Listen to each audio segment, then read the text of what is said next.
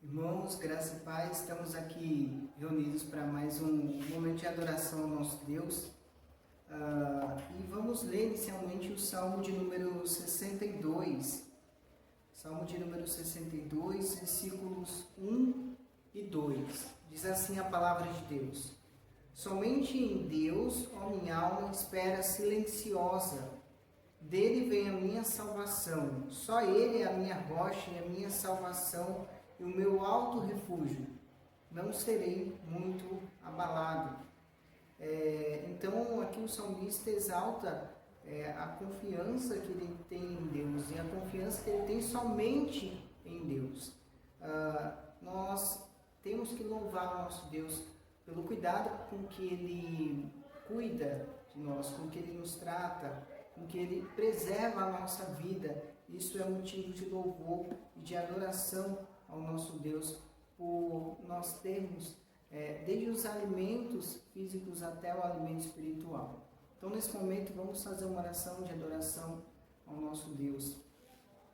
Senhor Deus, obrigado, Pai, pelo privilégio de, mesmo em meio a esse período difícil, poder ter acesso à Tua Palavra, louvar o Teu nome, Te buscar. Que o Senhor nos ajude a sermos constantes, Pai querido, na Sua Palavra, mesmo que agora estejamos sem a possibilidade de nos reunir como corpo de Cristo. Que o Seu nome seja louvado através da nossa vida, através da nossa fé, da nossa confiança, Pai querido, e que essa fé, essa confiança cresça a cada dia. Em nome de Jesus, amém. Boa noite, irmão, graça e paz. Vamos para o nosso momento de contrição. Convido você a ler junto comigo o Salmo de número 53. Salmo de número 53 diz: a corrupção do pecador e a sua redenção. Salmo didático de Davi, primeiro verso até o verso 6, diz: Diz o insensato no seu coração: não há Deus.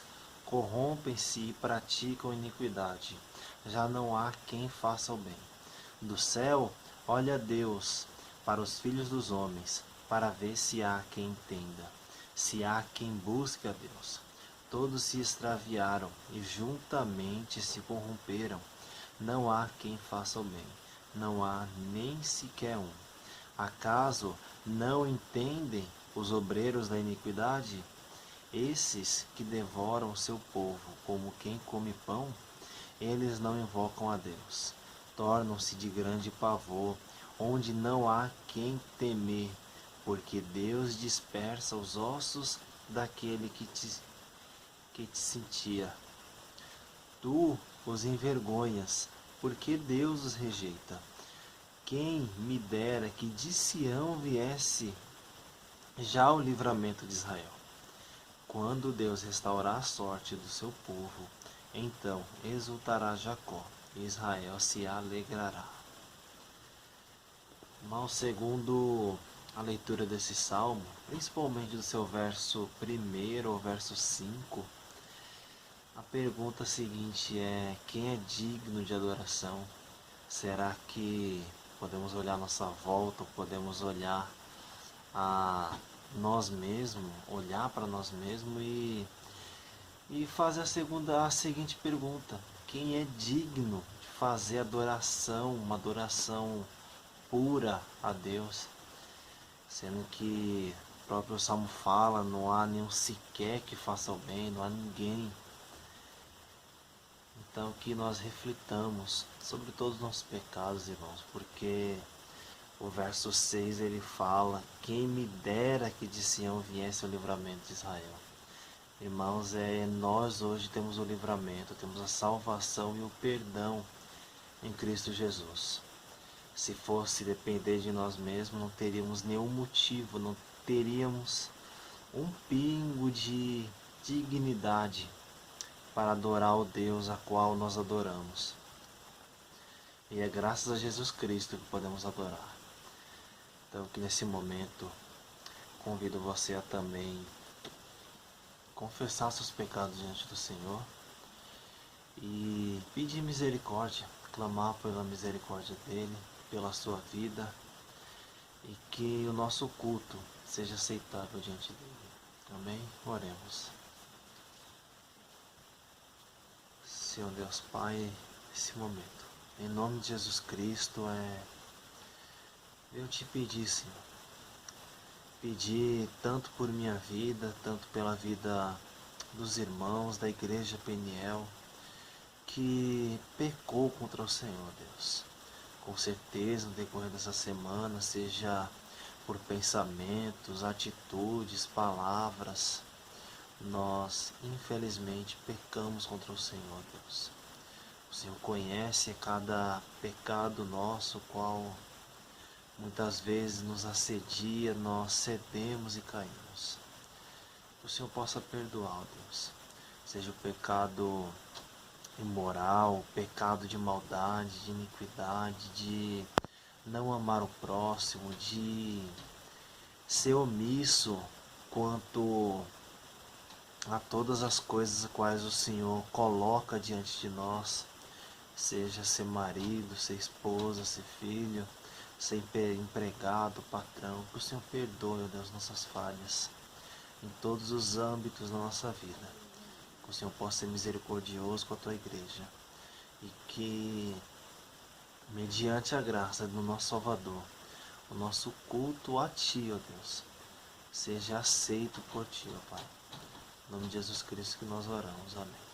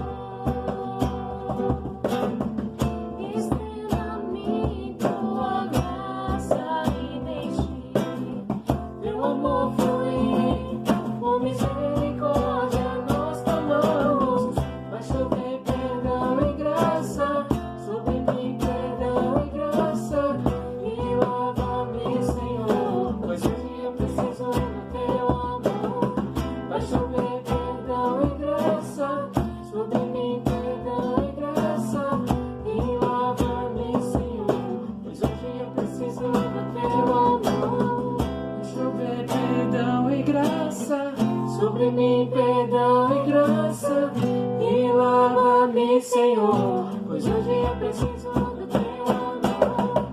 Vai chover perdão e graça, sobre mim perdão e graça, e lava-me, Senhor, pois hoje eu preciso do teu amor.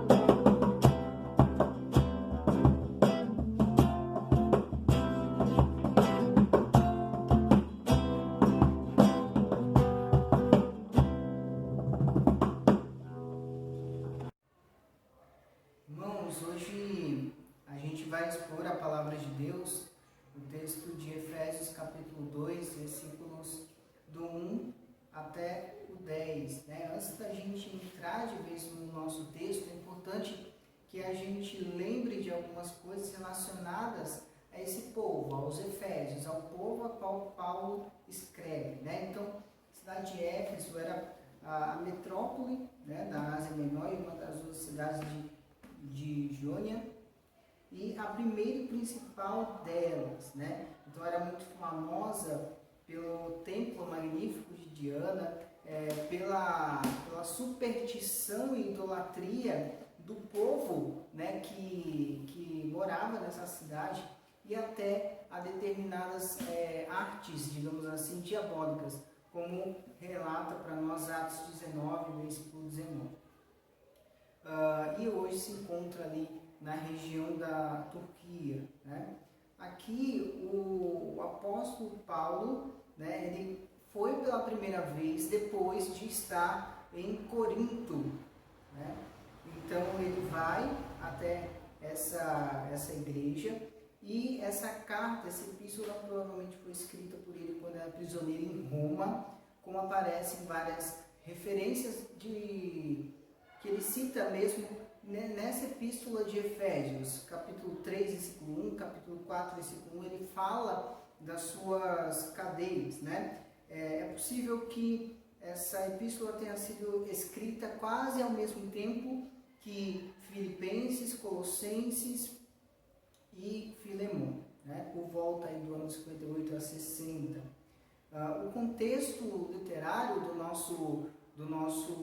desse livro de Efésios é que Paulo ele expõe aos Efésios as doutrinas da graça, né, para que eles não sejam levados pelo mau caminho, para que não sejam enganados também por falsos profetas.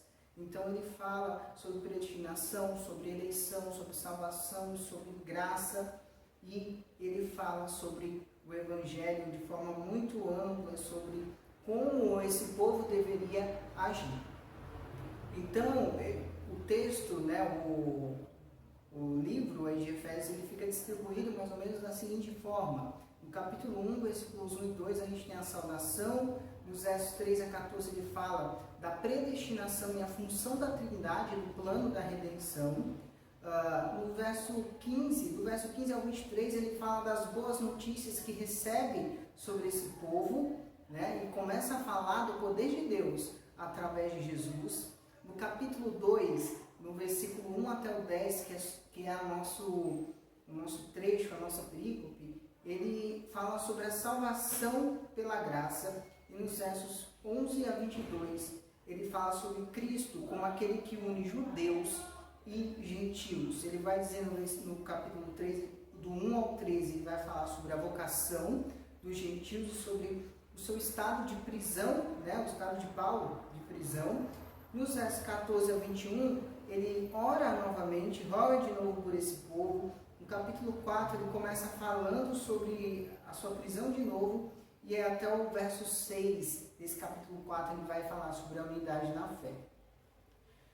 E também sobre santidade aí no restante do capítulo. O capítulo 5 agora, ele diz, no versículo 1 a 21, sobre o contraste entre aqueles que estão nas trevas e os que estão na luz. Nos versos 22 a 33, ele vai falar sobre a família, né? Vai falar sobre aqueles versos famosos, no versículo 23 a 25, da explicação sobre o homem ser cabeça da mulher, como Cristo é da igreja. E no capítulo final, capítulo 6, nos versos 1 a 9, Paulo fala sobre filhos e pais, servos e senhores. No versículo 10 e 20, sobre a importância de um cristão orar, ler a palavra, se preparar espiritualmente.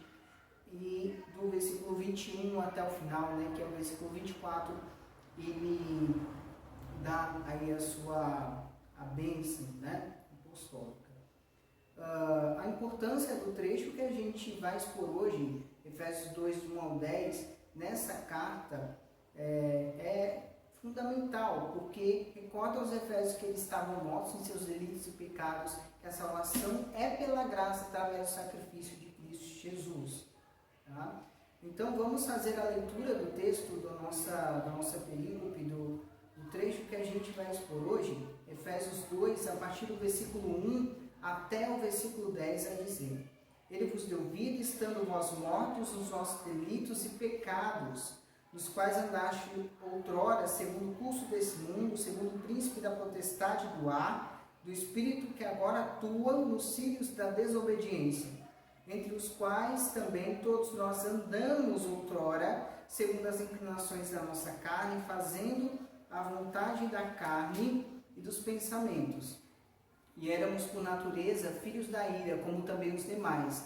Mas Deus, sendo rico em misericórdia, por causa do grande amor com que nos amou, e estando nós mortos em nossos delitos e pecados, nos deu vida juntamente com Cristo. Pela graça sois salvos.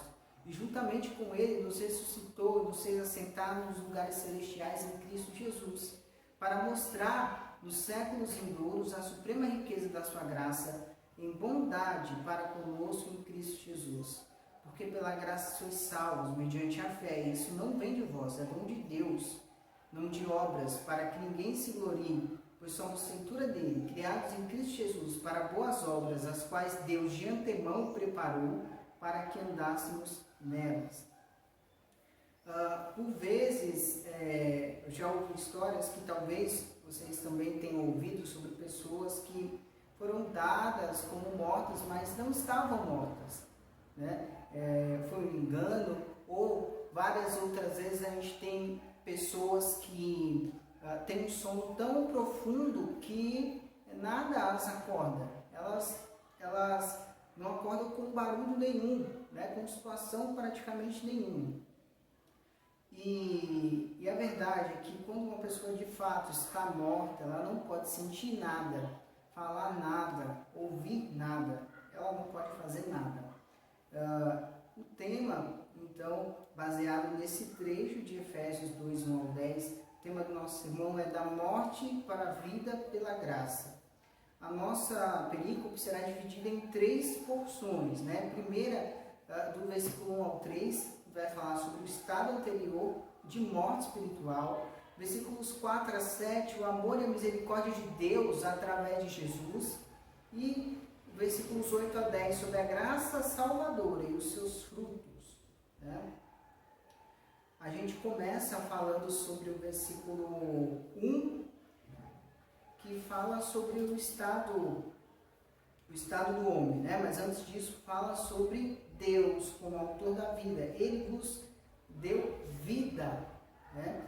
É interessante notar nesse primeiro versículo que o apóstolo Paulo usa 3 pronomes pessoais parecidos e importantes.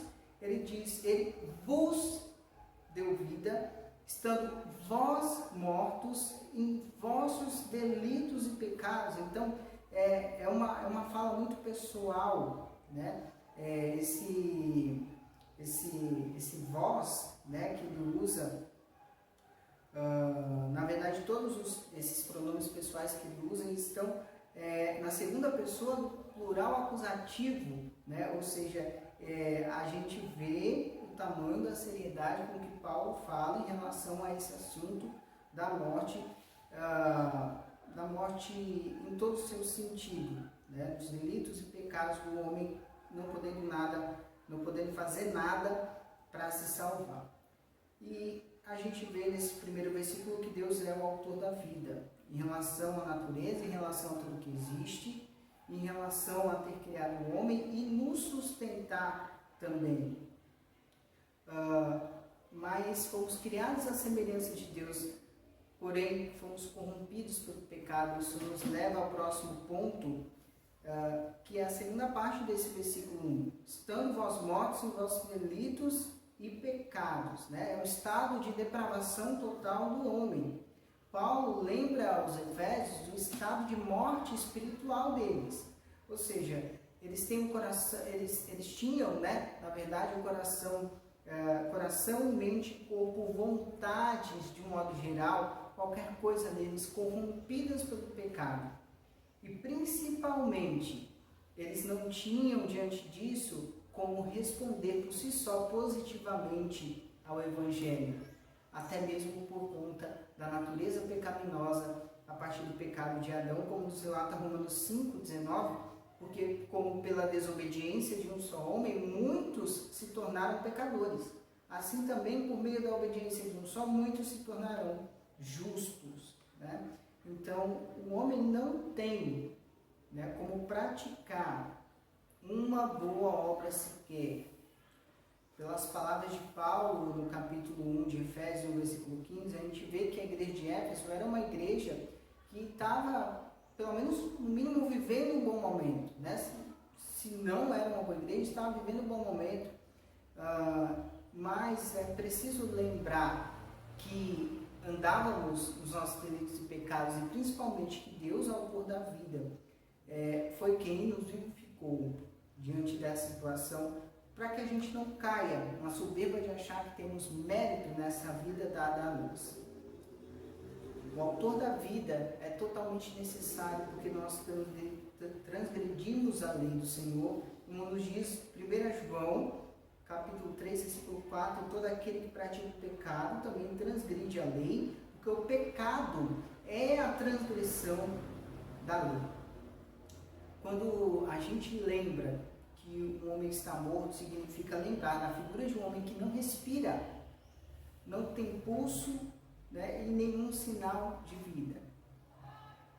Esse homem configura, ilustra cada um de nós com nossos delitos e pecados. Mas viver em pecado é passado, como o apóstolo Paulo ensina. Continua falando aqui sobre o tempo passado no versículo 2, quando diz: os quais andastes outrora segundo o curso desse mundo.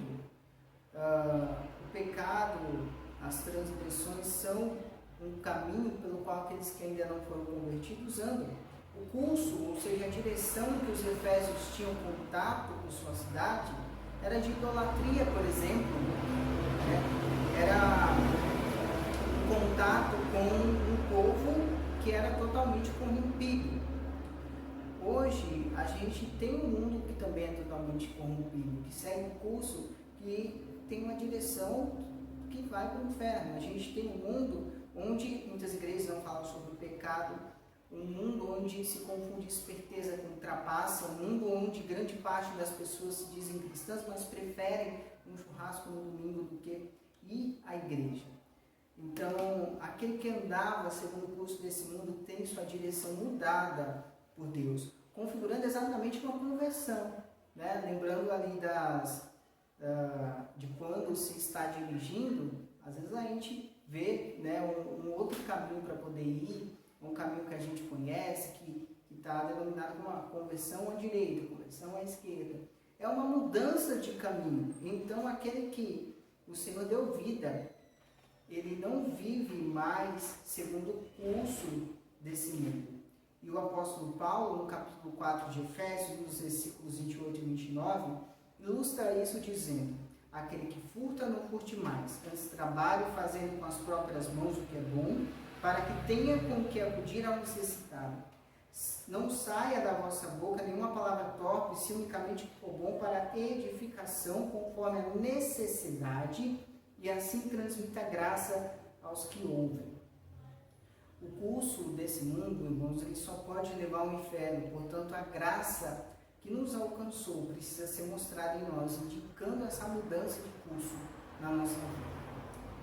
Ele continua, né, no versículo 2 ainda, dizendo que damos outrora segundo o curso desse mundo, segundo o príncipe da potestade do ar, o espírito que agora atua nos filhos da desobediência. Ele está falando aqui, o que o apóstolo Paulo declara aqui, é que estando mortos nos nossos delitos e pecados, e segundo o curso desse mundo, nós não poderíamos nos encontrar em outro estado a não ser a serviço de Satanás, que contribui para que o pecado entrasse no mundo através de Adão e Eva. Então ele vem para roubar, matar, destruir. Logo, se a gente não está em Deus, nós temos a tendência de fazer o mesmo. Temos a tendência de fazer, por exemplo, igual muitos fazem hoje em dia. Muitos seguem o exemplo de Satanás hoje em dia, até mesmo em algumas igrejas. Não é raro a gente achar pessoas que, para favorecerem a sua fala, tiram de contexto alguma parte da palavra de Deus. Foi isso que Satanás fez na tentação contra Jesus. E nós precisamos fugir desse caminho, porque não somos mais filhos da desobediência.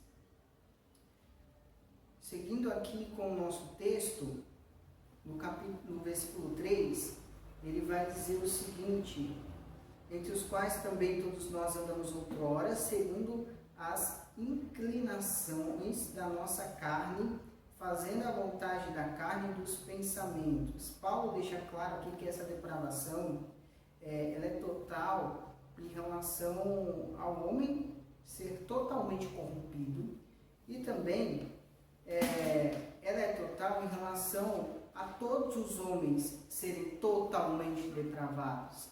Então, por vezes a gente acha pessoas que fazem a seguinte pergunta: por que acontecem coisas ruins com pessoas boas, mas a única pessoa essencialmente boa, completamente boa, que existiu foi o nosso Senhor Jesus Cristo.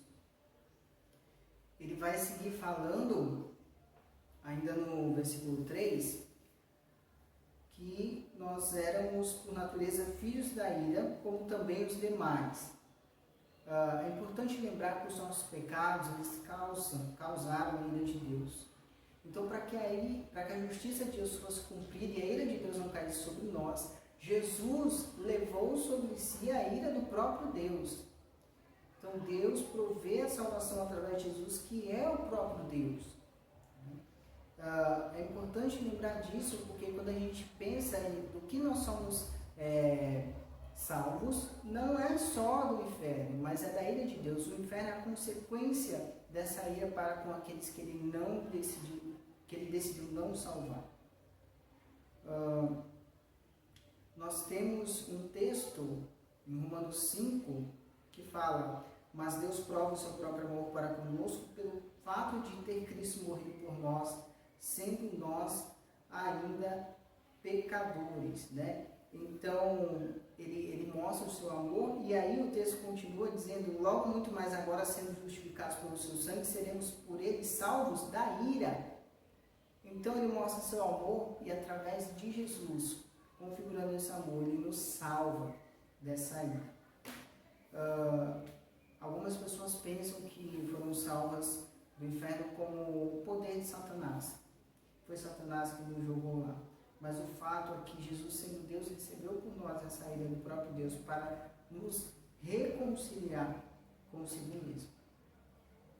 Passamos agora ao início da segunda parte da nossa perícope, que vai dos versículos 4 até o versículo 7. Do versículo 4 até o 7, que vai falar sobre o amor e a misericórdia de Deus através de Jesus. O versículo 4 começar falando: mas Deus, sendo rico em misericórdia, ou seja, ele começa falando da riqueza da misericórdia de Deus. E essa misericórdia, essa riqueza se evidencia na criação, na sua provisão, tanto para justos quanto para injustos, através daquilo que chamamos de graça comum, né? Mas ele vai falar sobre a causa do grande amor de Deus, né? Ele vai dizer o seguinte: por causa, ele é rico em misericórdia, sendo rico em misericórdia, por causa do grande amor com que nos amou. Observe comigo que esse texto tem uma preposição aí, né, por causa, que indica o motivo pelo qual Deus é rico em misericórdia, que é o seu grande amor. Então, aqui ele usa o pronome pessoal nos para chamar a nossa atenção em relação à riqueza da misericórdia de Deus por nos amar. Então, evidencia a ação de Deus. O amor de Deus em relação à salvação em Cristo é um amor puro, santo e verdadeiro. É um amor que não se moveu por algo em nós ou praticado por nós, mas sim pelo simples fato dele ter nos amado. Precisamos lembrar que nós éramos mortos, portanto nada poderíamos dar ao nosso Deus. Essa situação, irmãos, não é igual a um homem rico que está doente e paga pelo melhor tratamento e então tem os melhores médicos, remédios recém-desenvolvidos que salvam a sua vida. Salvam essencialmente porque tem dinheiro. Nós somos salvos unicamente pela misericórdia de Deus, pela sua graça, que é manifestada através de Cristo Jesus. Deus é o autor da vida. Ele, né, nos deu a vida. Deus não corre o risco de ter o amor de quem ele escolheu não correspondido, porque ele é o autor desse amor. Então, 1 João 4,19 diz que nós amamos porque ele nos amou primeiro. Nós amamos porque Ele nos escolheu para que a gente o amasse. O texto continua aqui agora no versículo 5, ele vai dizer de novo, estando nós, né? Agora ele usa aí a figura dele mesmo, né? Ele deixa de falar vós para falar nós. E é interessante Paulo dizer isso, porque Paulo era um perseguidor da igreja. Paulo era alguém que as pessoas olhavam para ele e não viam solução, não acreditavam que ele tinha se tornado realmente um cristão, devido a ele andar nos delitos e pecados, né? Paulo enfatiza isso justamente para exaltar a obra de Jesus Cristo. Vai dizer na segunda parte do versículo 5, nos deu vida juntamente com Cristo, pela graça sois salvos. Primeiro, olha essa parte, né, que ele fala que nos deu vida. Essa vida conjunta com Cristo, irmão, se dá pelo fato de ele ter vencido a morte na cruz. E ele, quando venceu a morte na cruz, ele também deu essa vitória a nós. Nós fazemos parte dessa vitória de Jesus Cristo na cruz. Então, sendo Cristo nosso Salvador, nosso representante, aquele que cumpriu a lei, pagou pelos nossos pecados, morreu, mas ressuscitou e hoje vive, nós também vivemos com Ele e ressuscitaremos com Ele, baseado na certeza de que Ele nos deu vida juntamente com Cristo. Devemos viver como Cristo viveu. O próprio Paulo diz em Efésios 5, 1 e 2, sede, pois, imitadores de Deus, como filhos amados, e andar em amor, como também Cristo nos amou e se entregou a si mesmo por nós, como oferta e sacrifício a Deus em aroma suave. Um cristão, irmãos, não deve ser apenas grato pela salvação, mas deve também andar como aquele que o salvou, para que essa salvação chegue a outras pessoas também. Ele vai continuar aqui agora, na outra parte do versículo 6, dizendo, juntamente com Ele nos ressuscitou e nos fez assentar nos lugares celestiais em Cristo Jesus, né? Na verdade, o versículo 6 todo, né? E aí a gente tem de novo, né, um pronome pessoal do nos, que quer dizer que ele chama a atenção em relação à ação de Deus de ressuscitar-nos e nos fazer assentar nos lugares celestiais. Então Cristo, ele entrou no céu como o precursor, para tomar posse dele para o seu povo, em seu nome. O próprio Cristo atesta isso aos discípulos em João 14, quando diz, na casa de meu Pai há muitas moradas. Se assim não fora, eu vou teria dito, pois vou preparar-vos lugar. E quando eu for e vos preparar lugar, voltarei, vos receberei para mim mesmo, para que onde eu estou, estejais vós também. Então, essa fala dele, né, de ser assentado nos lugares celestiais em Cristo Jesus, fala sobre aquilo que Jesus Cristo conquistou na cruz por nós. Não só a salvação do inferno, mas estar com Cristo Jesus.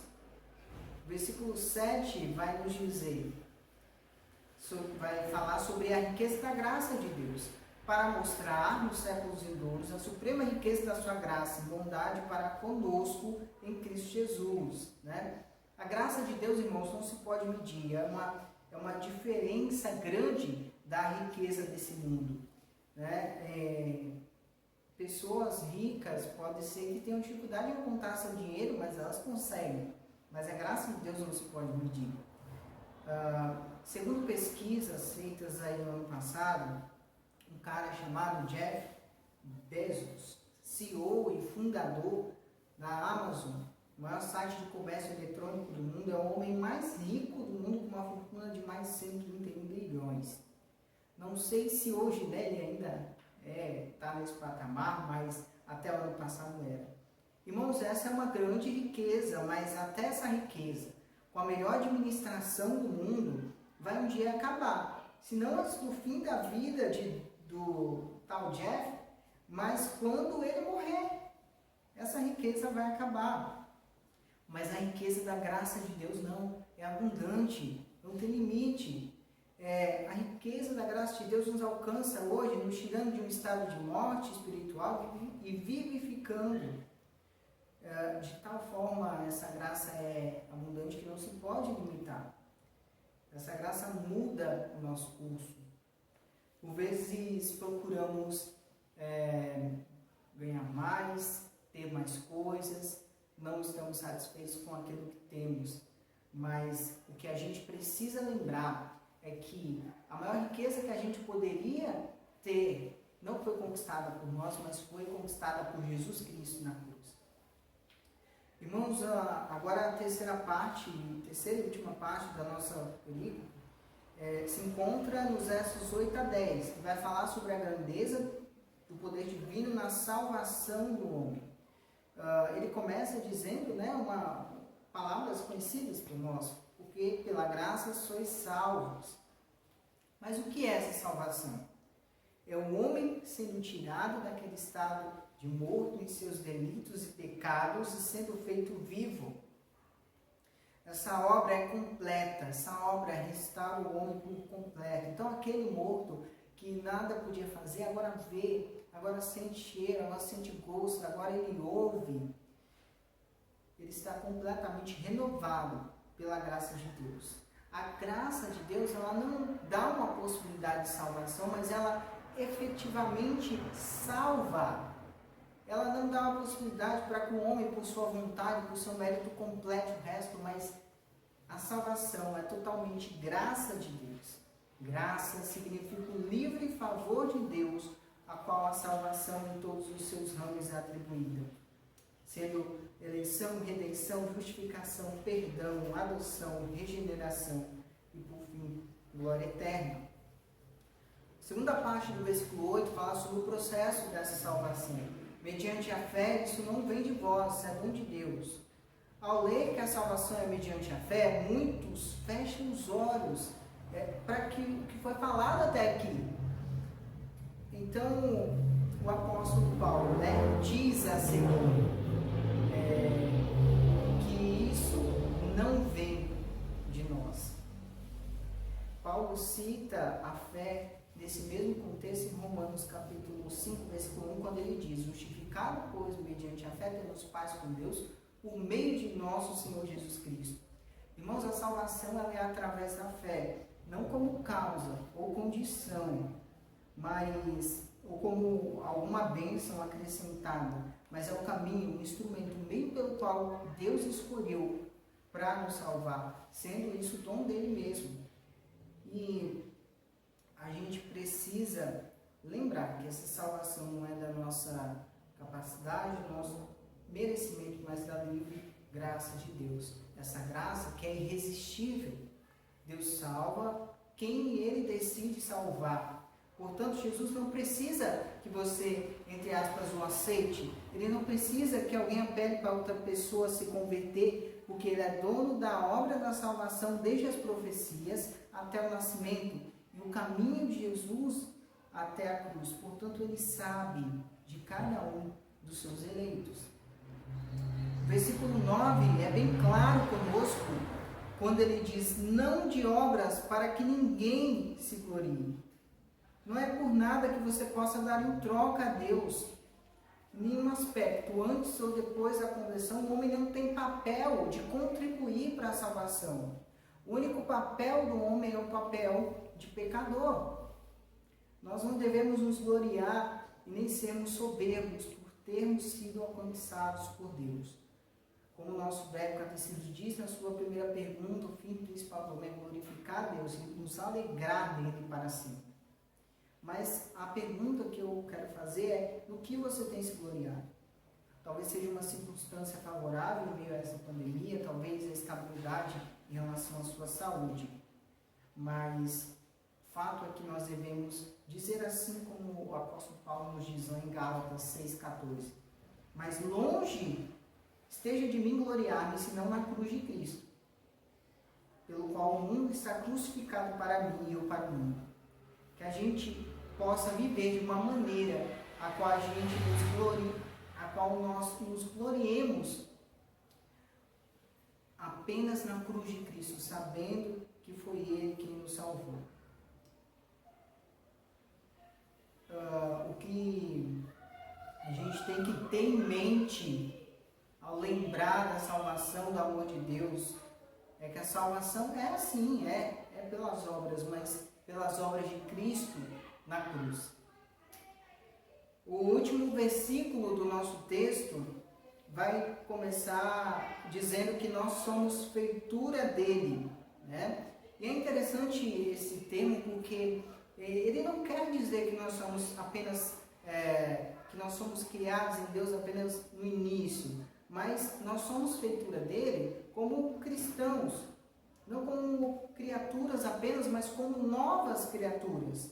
Deus nos criou à sua imagem e semelhança, e depois de nós termos caído, nós temos pecado e estávamos mortos nos nossos delitos e pecados, Ele nos dá a vida, não a vida que a gente tinha, mas uma nova vida, ou seja, Ele nos faz de novo. O salmista, no Salmo 51, versículo 10, vai dizer, depois de reconhecer seu pecado, ele vai dizer o seguinte: cria em mim, ó Deus, um coração puro e renova dentro de mim um espírito inabalável. Porque ele sabia que só Deus pode fazer essa ação sobrenatural da conversão verdadeira. O versículo 10 vai dizer, né, sobre essa questão da criação em Cristo Jesus. Criados em Cristo Jesus para boas obras, né? A conjunção para indica que, desculpa a redundância, para que o homem foi criado, né? Essa nova criatura é criada a partir do sacrifício de Jesus. Nossa nova criação tem um propósito. Paulo menciona várias orientações sobre como colocar em prática esse propósito de Deus na nossa vida. Ele fala para a igreja andar de acordo com a sua vocação. Ele fala para nós sermos humildes, mansos. E o que nós devemos nos perguntar é se temos andado segundo a vontade de Deus, segundo aquilo que a gente foi criado, sendo a nova criação. Paulo deixa claro aos Efésios e a nós que a gente precisa se revestir do novo homem, como diz Efésios 4, 24. Porque esse novo homem, esse homem que ele diz que foi criado por Deus em justiça, retidão e procedentes da verdade. Esse novo homem tem que ter novas atitudes. O versículo 10 ainda continua dizendo: as quais Deus de antemão preparou para que andássemos nelas, né? Deus não te salvou para te deixar à mercê de suas vontades, mas Ele te salvou para que você ande nas obras que Ele preparou para você. Ele não te escolheu pelas suas obras, mas os frutos da eleição são essas obras.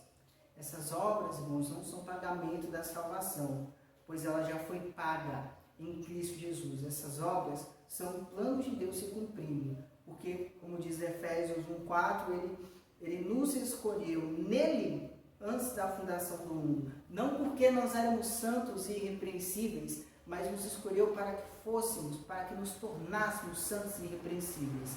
E tanto a salvação quanto esse processo de santidade é obra de Deus.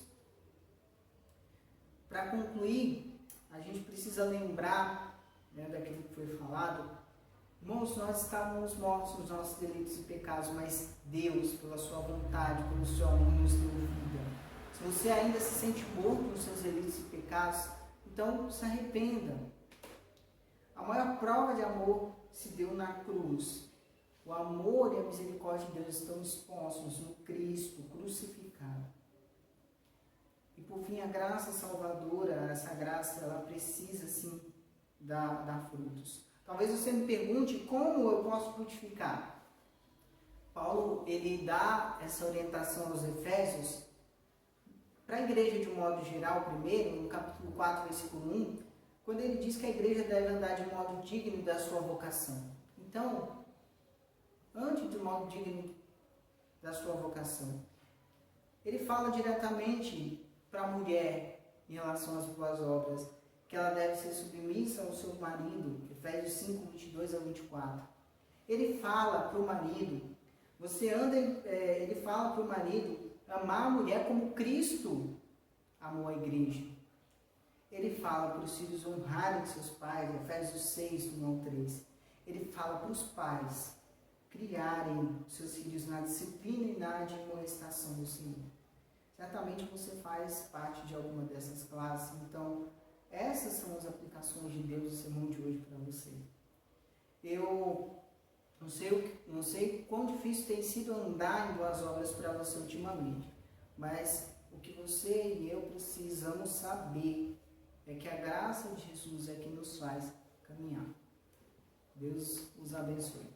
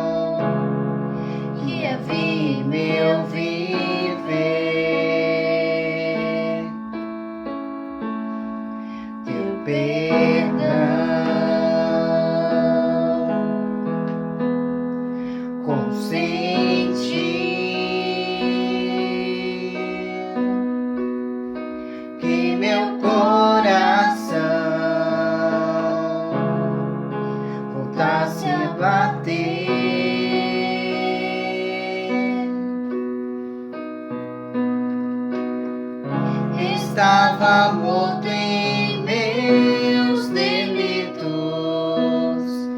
eu já não tinha paz. A esperança estava longe de mim,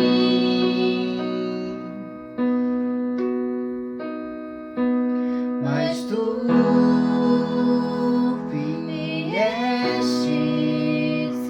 abriste a porta, entrastes, limpastes meu ser, e hoje reinas soberano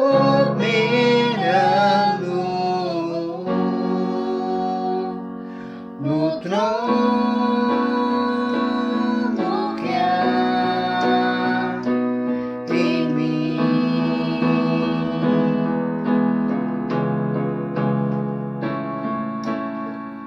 Estava morto em meus delitos, eu já não tinha paz. A esperança estava longe de mim,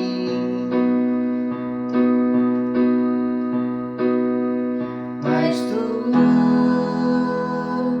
vieste e abriste a porta, entraste, limpaste